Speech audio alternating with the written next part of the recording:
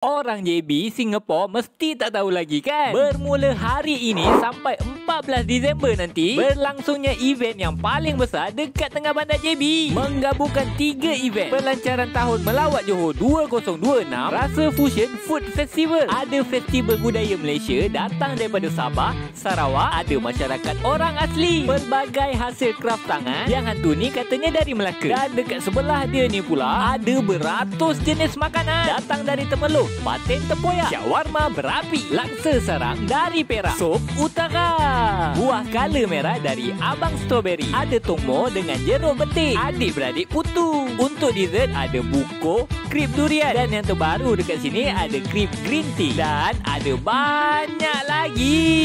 Korang tinggal datang je. Yang istimewanya nanti akan ada Aina Abdul, Nadira, Cerpen dan ramai lagi artis yang akan datang buat persembahan untuk korang. Soal parking, korang jangan risau. Boleh je parking dekat luar macam hospital, penjara lama, sebab akan ada bas shuttle untuk korang nanti. Jadi jangan lupa tau, event sempena pelancaran tahun Melawat Johor 2026 dekat dataran Bandaraya Johor Bahru.